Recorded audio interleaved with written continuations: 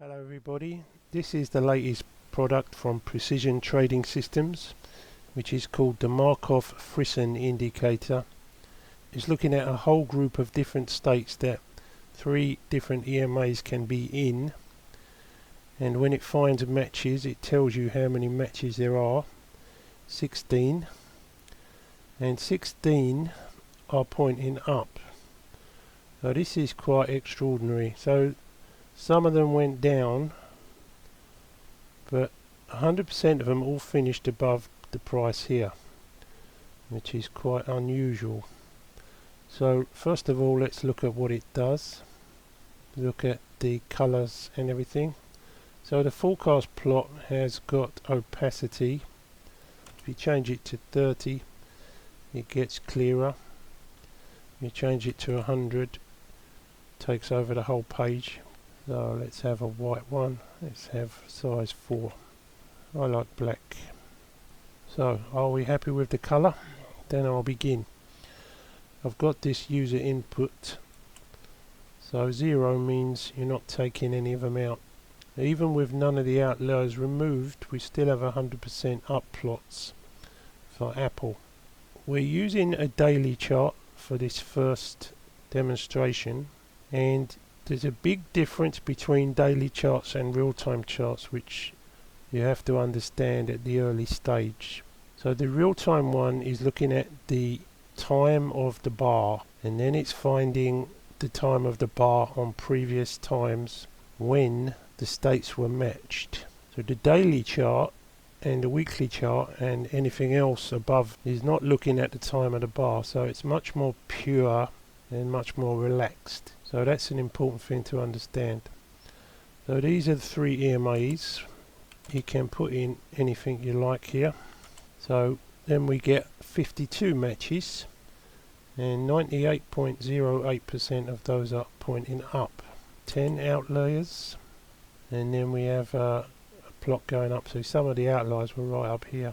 So Apple does look very bullish according to the Markov Frisson indicator. Put in some very short lengths, 3, 6 and 11, still going up 100%, 32, 62 and 112, up again. That's a very bullish Apple. Now we're looking at Microsoft on a daily chart once more, and again we have a bullish plot. 91% of the plots are pointing upwards. So that means they're going to finish above the close, which is here. Changing some of these values just to mix it up a bit, looking for different states. That's interesting. So that says up and then down, but it's still bullish. If we knock out, let's say we got 6, if we knock out 2 of the outliers, you see the plot change. Ooh. Microsoft may not be so safe. There's Apple. Let's keep looking here. 1 state matching, only 1. When they're a long way apart, it's a lot harder to find the states. So here, the plot has disappeared completely because there are no matching states at all. It's not essential to go through all these. As I said before, this is using daily data, so we're not looking at the time of the bar on a daily chart, so it's a lot easier to find a pattern on a daily chart. Let's try 88 just to be different. So Microsoft is looking bullish, but not as bullish as Apple. So this is FDAX, otherwise known as the DAX 40 futures, and the picture is very different here. This time we've got 80% pointing down and 19.35% pointing up. So we can change the shapes again. Let's go for something a little more slow. It has had a big rise. Well, look at that. So that is telling you, don't put too much money on the long side. Don't put too much money on the short side, because the DAX doesn't want to do anything. Very similar. When the DAX is in this state that it's in now, previously it's done that. And there's no other form of technical analysis that will deliver this message as clearly as this. Quite beautiful, I think. Now again, we're still on the dailies. Soon we'll be looking at 2 hourly and 1 hourly. So this is the S&P futures, bullish in the short term, but the long term it's pretty sideways. Let's change these lengths. So there's very few matches here. There's 4 matches, there's 2 up and 2 down, and all the outliers are in. I haven't removed any of them. Let's go for slower. This tends to indicate that the S&P is in a rare state. Looking at these to find a state is much more common, but it's still not so bullish as Apple. Can't imagine this going down if Apple goes up, so this looks pretty reasonable to me as an expected outcome. Again, there's a kick there. Let's take out some of the outliers. We've only got 10, so I take out 4. Some of the big ones have disappeared. Now we're looking more bullish, but not as bullish as Apple.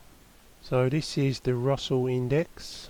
Not many patterns have matched up. There's only 3. So this indicates it's in a rare state at the moment. Let's try and find some more matches by varying all these parameters. 30, 40 and 50. It's always a good place to start. You can usually find something. No outliers removed. Okay, now we've got a much more common state. So this tends to imply that it's going to get dragged up by the S&P. We've got 87 matches. We take 20 outliers out. Yeah, still pointed higher.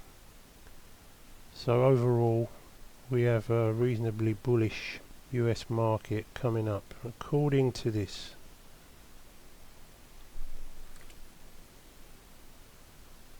Yep. Again, remember this, if you don't want to see all this mist, you reduce the opacity, it gets finer, but it's nice to see. If you're anything like me, it's nice to see what's going on. Upward move in the Russell. This is the dollar versus the Swiss franc. Surprisingly, it's pointing upwards here. Surprising because last time we had these moves down, and it looks more likely to me to be headed lower. Let's try some shorter patterns. 35 and 50. Very similar. No outliers at all. So this is a very surprising chart to me. I was expecting this to point downwards. The further apart you make these, the harder it is to match the plot. As you can see, there's only 19 matches, but the dollar seems to be about to go up against the Swiss franc. Doesn't seem to make much difference what type of pattern I'm looking for. All the found patterns are telling me it's going up. This is Ford Motor Company in the daily chart, and we have a bearish scenario here. The worst one is down here somewhere. Let's look for some more patterns to see what comes up. Slightly less bearish, but not very exciting. So Ford doesn't seem to be very happy in this particular state again. So the outlook for Ford is bearish according to the Markov Frisson indicator. This is a daily chart of Tesla Motors, which seems a little bit more optimistic. 84% pointing up, 16% down, and 25 matches. Again, just experiment with different things. Now you can see all the different possibilities. Even after changing that quite considerably, the average plot is pretty much the same. 80% up, 20% down. Worst case scenario, down to about 130. Best case, up to about 400. So let's take out 5 outliers. You see the big one here has disappeared. So it looks good for Tesla. So this is the Dow futures, otherwise known as YM. Interestingly, it's detected the COVID crash, which seems to be this big one pointing down as one of the actual patterns that have matched up. The pattern is very similar to the S&P, which is pointing upwards. I did see a moment ago, there we go, so I have to rescale the chart. That setting's pointing to a new high at this ridiculous value of 50,000. by August. Well, you never know. Let's come back to reality. Depends what state you look for as to what you will find.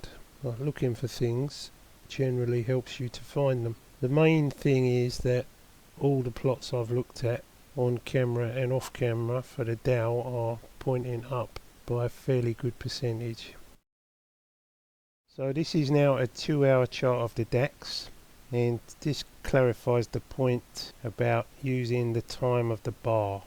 We are now at the weekend, the market's closed, so from this bar there's only 9 matches. So I'm going to change the parameters to see if there's any way to find more patterns. So we've got 9, now we've only got 6. Let's go slower.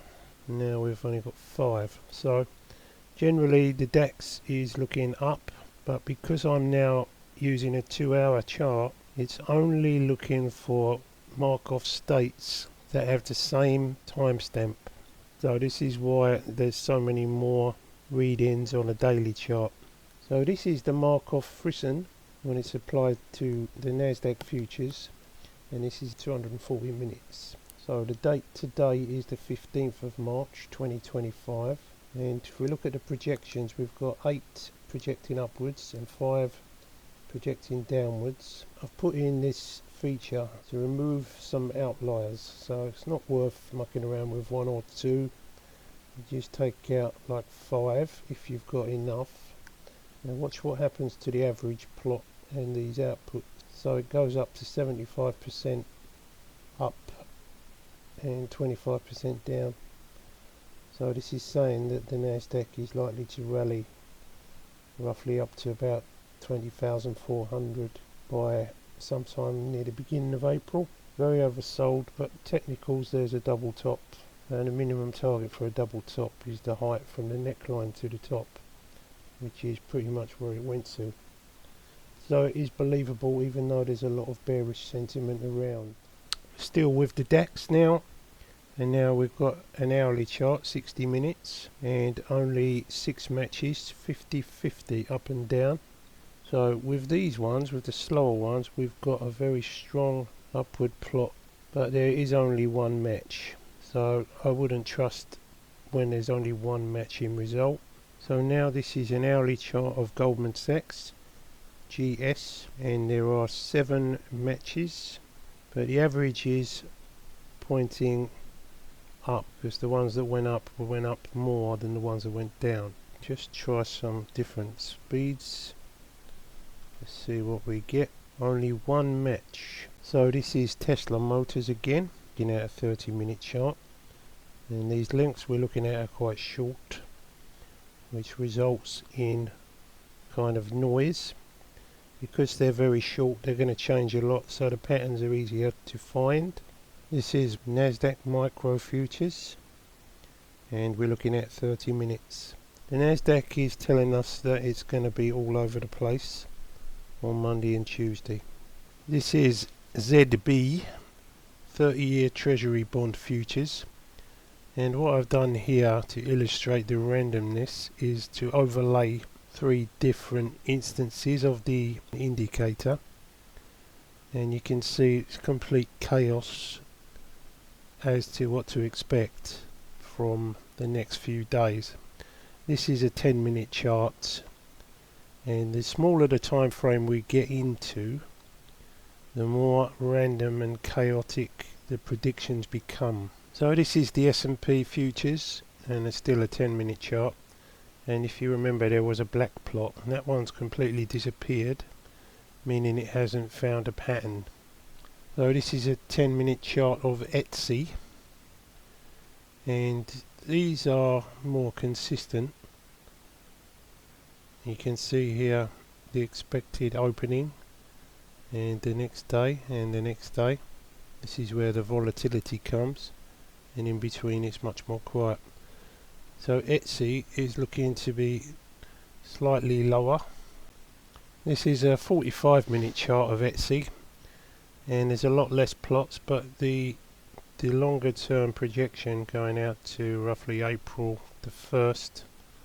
No, this is not an April Fool. April the 2nd, okay.